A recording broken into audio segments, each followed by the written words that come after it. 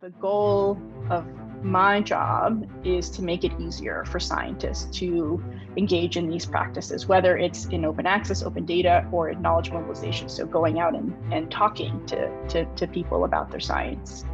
The other half, I think, is incentives. So how do we change the system that recognizes scientists for tenure and promotion in a way that at its core recognizes the importance of open science?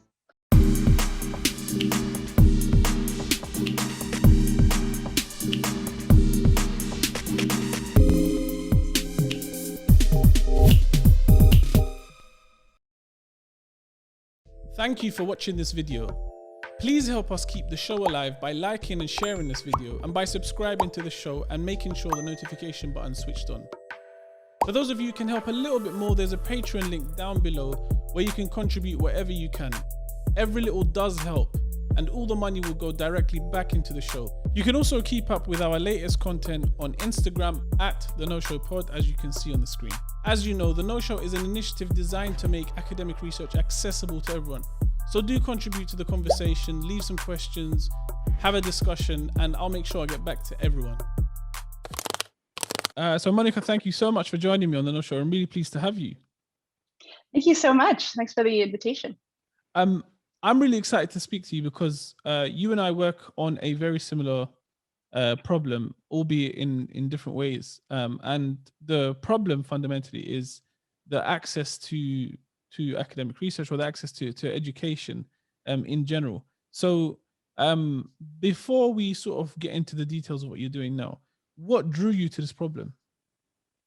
Yeah, I'm a trained academic. I did a PhD in food web ecology, where I was looking at the consumptive, or what eats what, in an ecosystem in marine and freshwater systems. And I got to go to this workshop in North Carolina, where the intent for me was to try to learn more about programming language. And I was introduced to this concept of open science. And it was this 180-degree difference between the way that I was doing science, the way that I was trained to do science, the way that my supervisors were trained to do science, from closed to open. And that carries across the entire research cycle. So not only making your proposal open, your methods open, your data open, your publications open, which was in stark contrast to what I was practicing as a consequence of what I was taught as an academic. Keep your data on your computer, don't let anyone else see it, publish in these journals that are hidden behind paywalls, don't talk about your research before it's published because somebody might scoop you.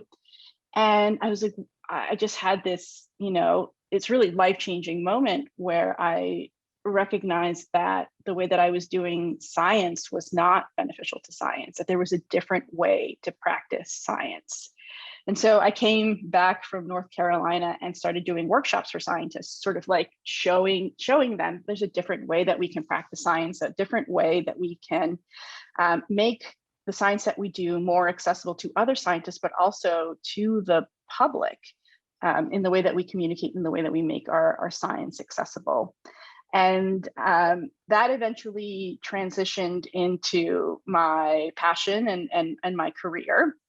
I'm on the leadership team of a not-for-profit called PREreview, where we are working to make the review process in scholarly communication more open, more accessible, but particularly with a focus on making it more equitable. And this is another process that's not very accessible to all scientists, and we're trying to change that.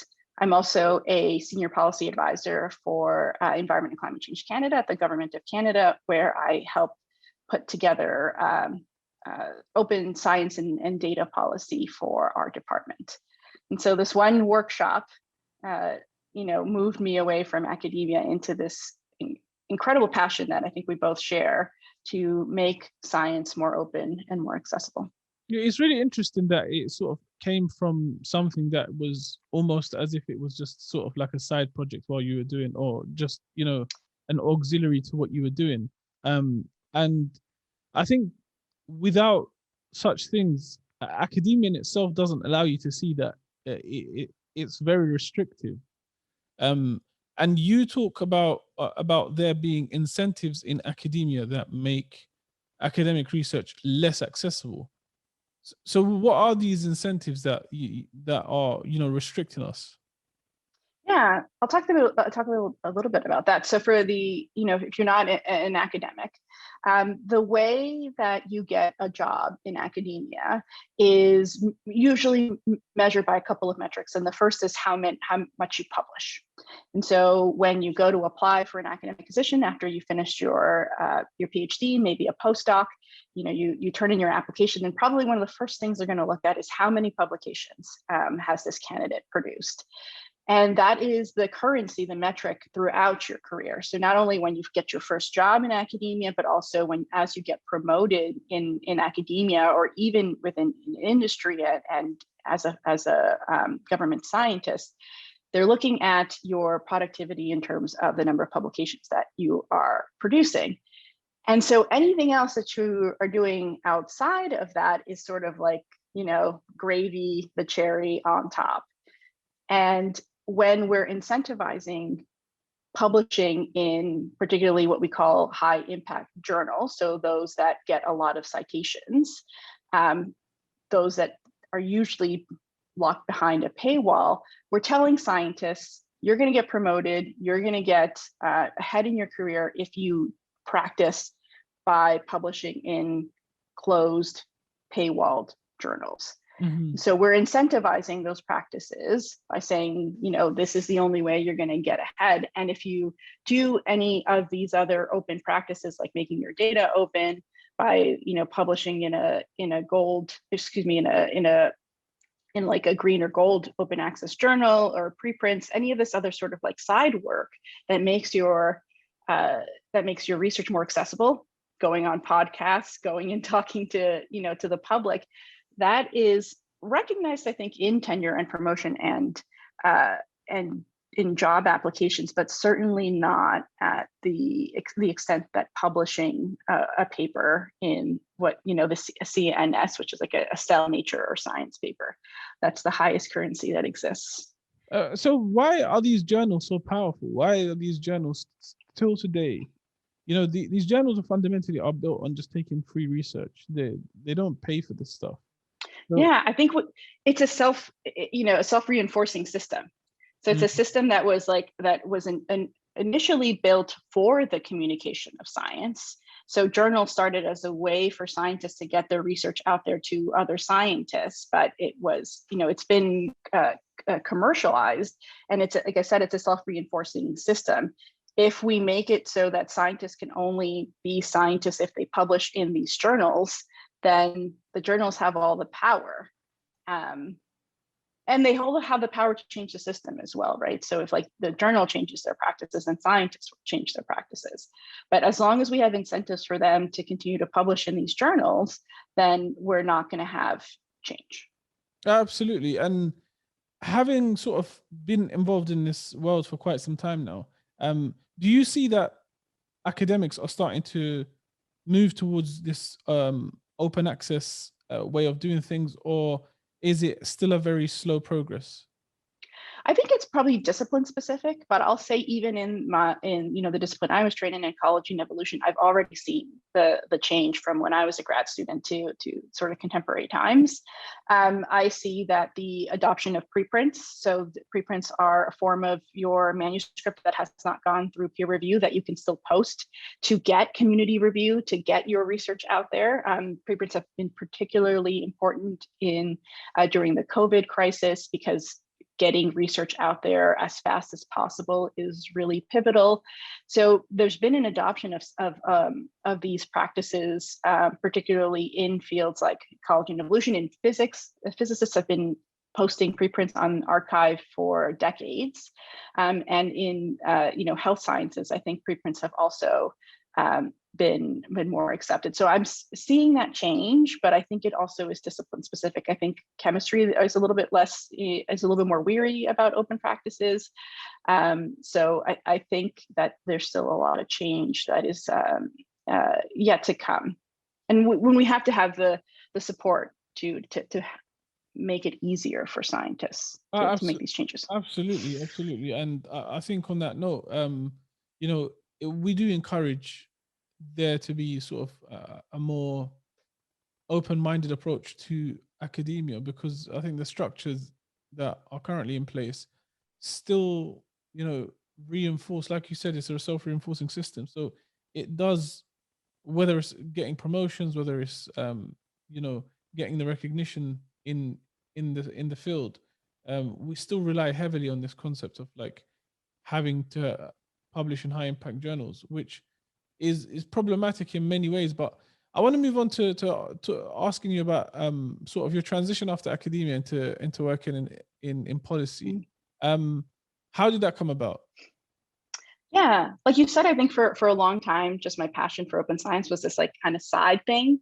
And in a way, I think I got lucky. I think it's also sort of a bit of an indictment in the way that the academic system really only trains grad students to become academics. And so I kind of had to do this thing on the side by volunteering on the side, taking, going to workshops and things on the side. But I did have the flexibility to be able to do that. And I do credit my supervisors, both in my PhD and my postdoc, for, giving me the latitude to do this kind of like side project work.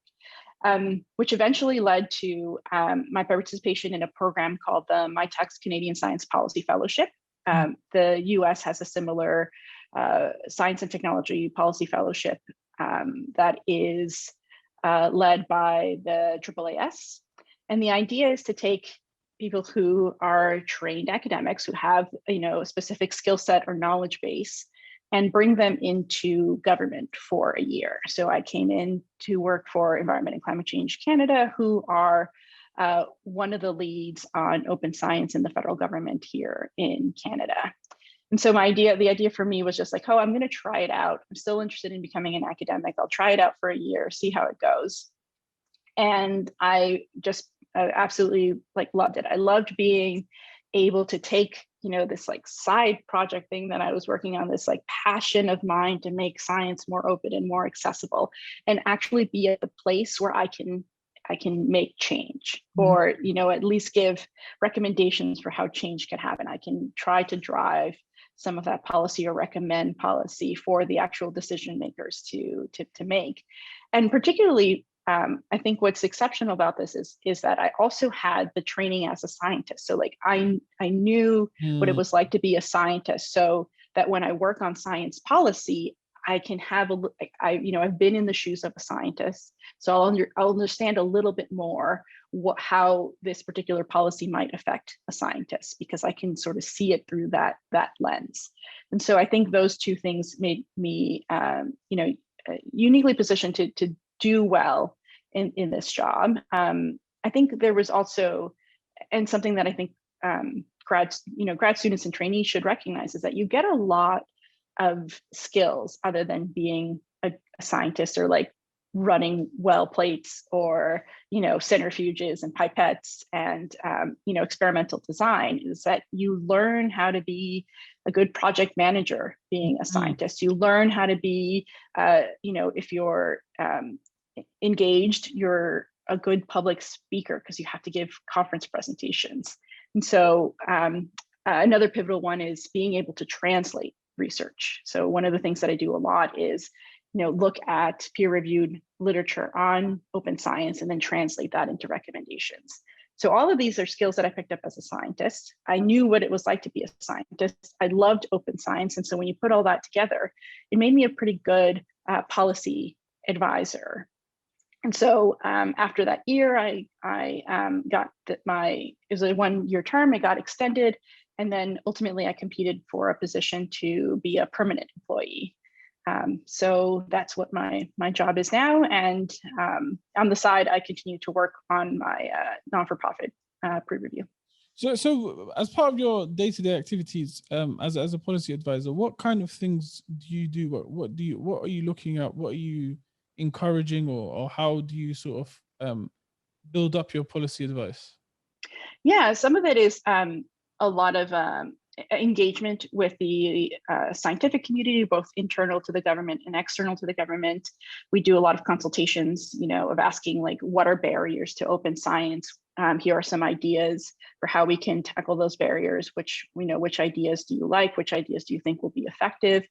There's a lot of work with other policy advisors that are working on open science in the federal government. And so we have working groups where we exchange ideas so that we can sort of share that knowledge and figure out what the best policies or implementation is for a specific goal. I still do a lot of data analysis. So as I get data in from consultations, or even just where I'm trying to explain or show, the number of publications that we have in open access for decision makers to look at, I still use my coding skills, my visual display skills in my day-to-day work. And I do a lot of that translating of knowledge as well. So if I'm recommending something, I have to put it in a very succinct way, often in just one page, that moves up to senior decision makers so that they can understand what my recommendations are in a very concise way. So now that you're sort of on this side of the fence, if you had it your way and you could make the decision yourself that is enacted in academia, what kind of decisions would you make that sort of make open access, the thing that everyone does? Yeah, I think there are two key things, and I think that have also been shown in actual peer-reviewed literature of what is effective. One is that you have to have the right supports. So you have to have the infrastructure, you have to have the training, you have to have the guidance to make it easy for scientists to engage in these practices. Scientists have a lot to do as part of their day-to-day work, and some of it is doing the actual science, a lot of it is doing administrative stuff. And you have to, the goal of my job is to make it easier for scientists to engage in these practices, whether it's in open access, open data, or in knowledge mobilization. So going out and talking to people about their science. The other half, I think, is incentives. So how do we change the system that recognizes scientists for tenure and promotion in a way that at its core recognizes the importance of open science?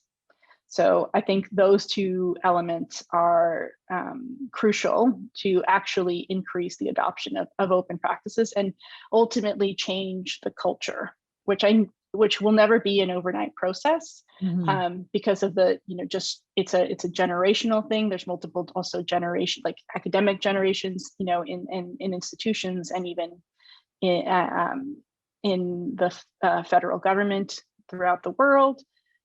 And so I think it will happen slowly, but we have to make it easier through support and incentives. Do you think the government, and obviously you're based in Canada, so you can only speak for Canada, but do you think the government is doing enough to sort of from a financial side to support these open access initiatives?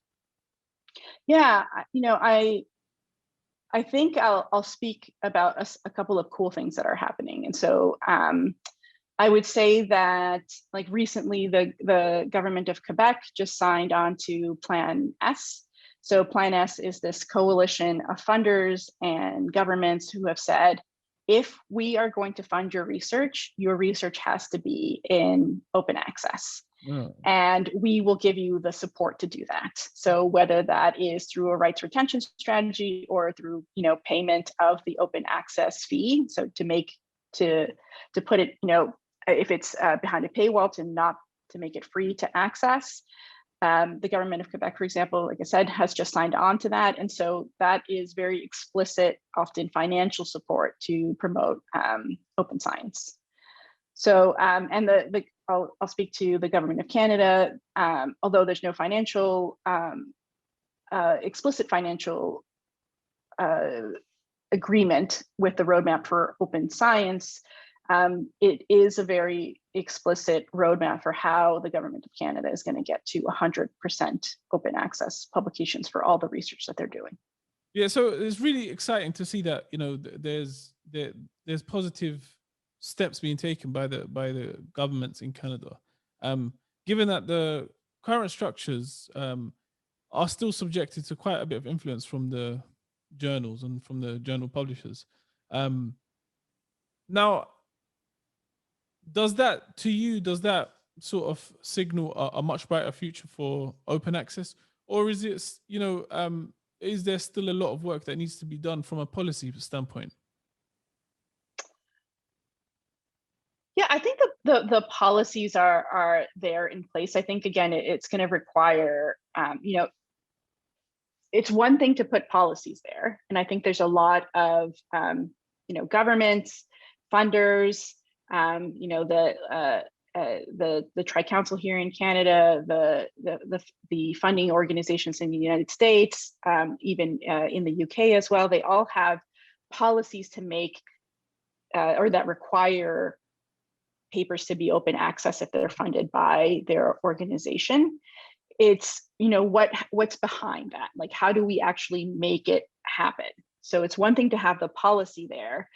There was not too, you know, a couple of maybe years ago, maybe 2 or 3 years ago, there was a paper by a researcher from the University of Montreal, Vincent Laravier, and he and his team were looking at what are the compliance rates. So we put out policy, but are people actually complying with the policy? And he found that, you know, in many cases, the compliance rates were pretty low.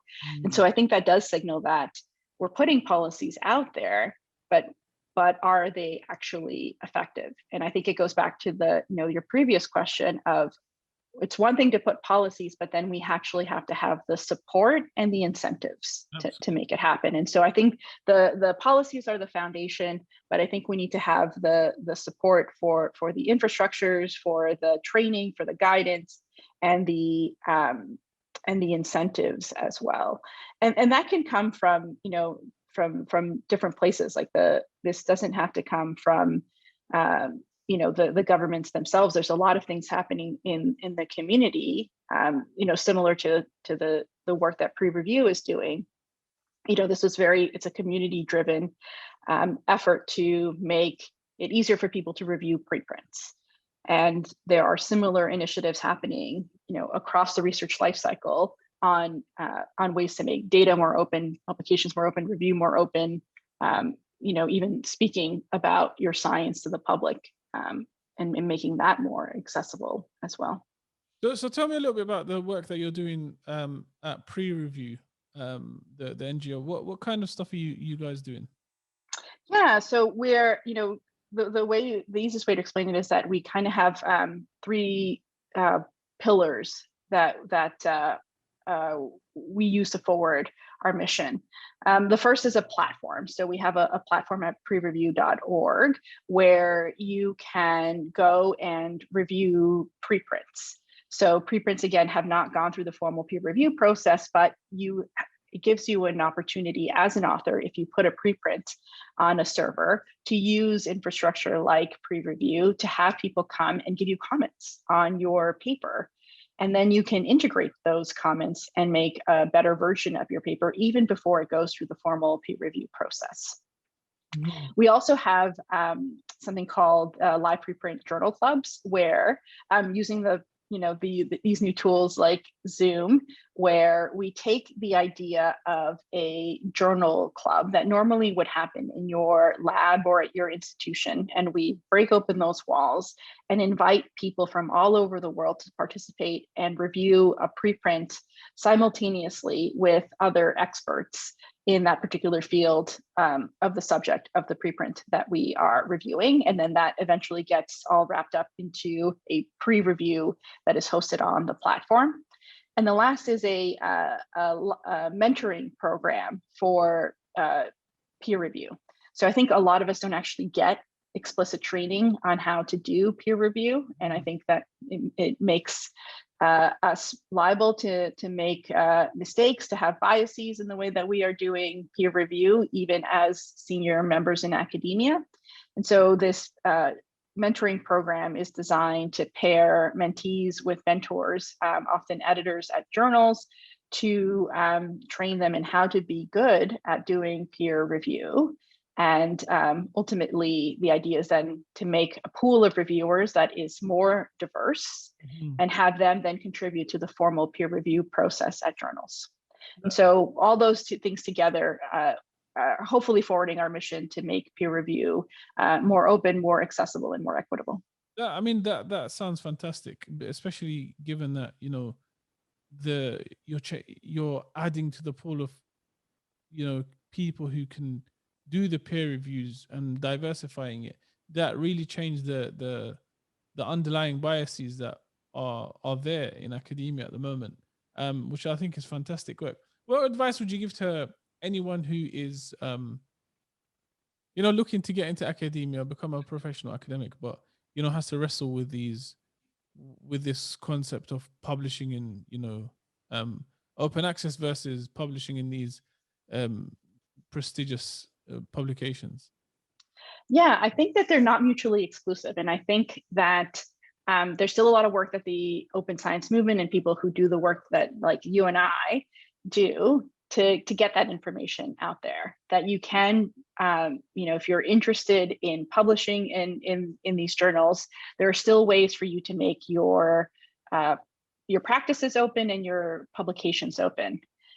So you know, an explicit example is like if you want to publish in a high impact journal, most of them have policies that allow for preprints. So you could still deposit a preprint on a preprint server and still publish in your journal of choice, meaning that there still will be an open access version. It may be slightly different than the final version of record on the publisher website, but that still means that that content will be available to anyone who wants it.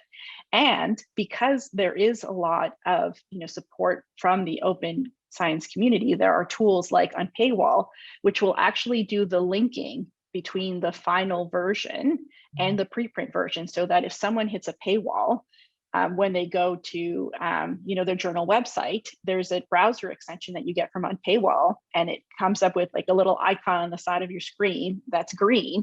You click it and it'll take you to the free version. And sometimes, you know, sometimes it's a preprint, sometimes it's an author archived version. So there are tools there that are linking the work that you may be doing to make your papers open with, you know, the formal a version of record on a journal's website.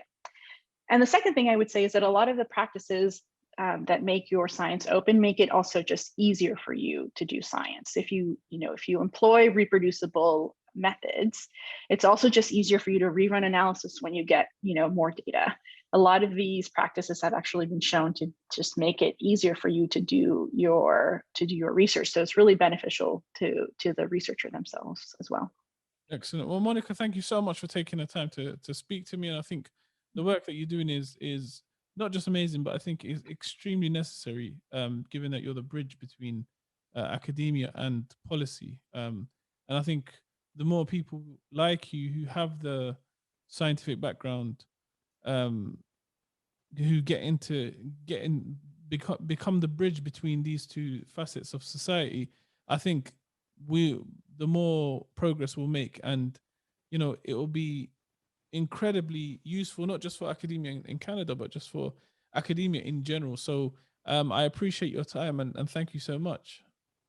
Yeah, thank you, and thank you for doing this work as well to make science more accessible. I think there's a couple different dimensions of accessibility. One is to make it physically accessible, so to be able to actually read the literature. Another is to actually make it understandable, and I think you're doing that work on that dimension, and that's equally important. Thank you so much for your kind words, and I hope to catch up with you sometime soon. Absolutely. Thank you for watching this video. Please help us keep the show alive by liking and sharing this video, and by subscribing to the show and making sure the notification button is switched on. For those of you who can help a little bit more, there's a Patreon link down below where you can contribute whatever you can. Every little does help, and all the money will go directly back into the show. You can also keep up with our latest content on Instagram at The No Show Pod, as you can see on the screen. As you know, The No Show is an initiative designed to make academic research accessible to everyone. So do contribute to the conversation, leave some questions, have a discussion, and I'll make sure I get back to everyone.